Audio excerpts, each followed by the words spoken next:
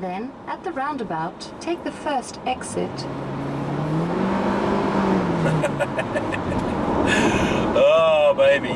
CVTs. It's a very strange powertrain to CVT. It's a constantly variable transmission, so instead of actually having different gears, they have a variable drive pulley that changes sizes to alternate the ratio of drive from the engine. Now, take the next exit.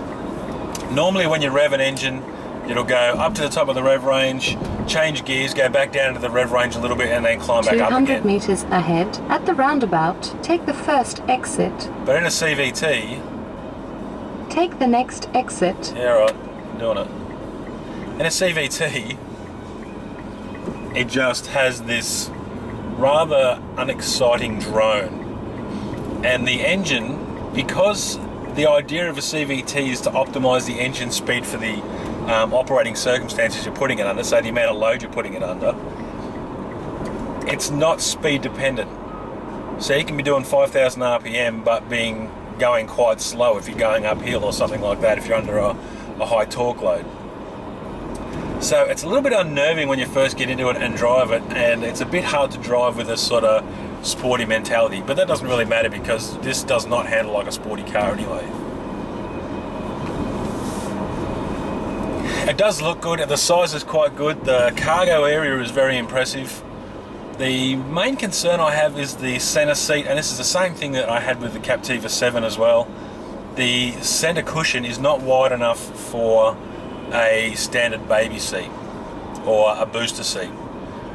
And if you move the booster seat to the side, I tried to fit my 9-year-old son in the middle, and the seat belts were touching both sides of his hip, and that's too close, it's not safe. So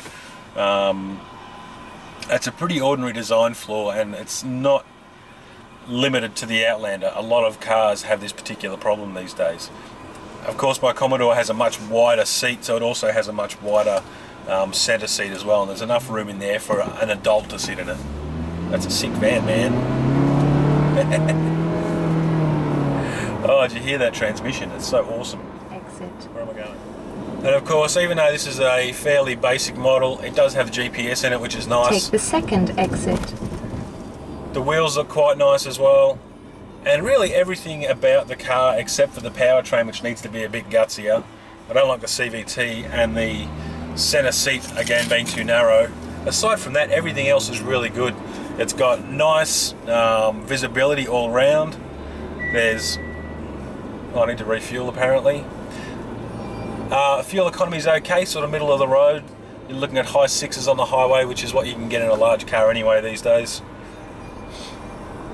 200 meters ahead, at the roundabout, take the first exit. Okay.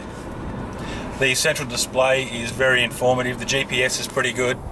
The stereo is okay, and it does come with digital radio as well, which hopefully will become a standard soon for people that live in the city. But if you live out in regional areas, digital radio is really of no benefit at all. You just got to stick to AM, sorry.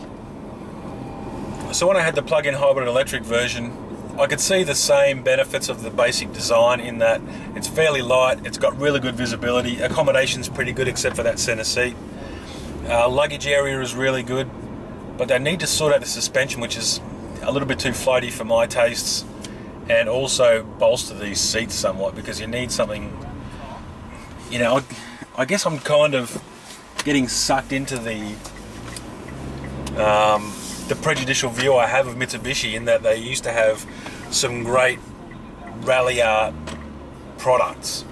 If they could do a rally art Outlander, they'd probably do really well. So firm up the suspension, give it sportier seats, and put in a nice sporty powertrain. And they've got a 2.4 all-wheel drive version of these. Why not make it a 2-litre turbo? Why not? Just go on, give it a shot. And I actually found that I really liked the turbo diesel version that I drove last year as well. So, you know, this product certainly has a great deal of potential. They just need to make a few minor tweaks, and they'd probably have a very successful product on their hands. At the moment, it's just nice. Not quite a superstar, but it certainly could be without too much more fiddling.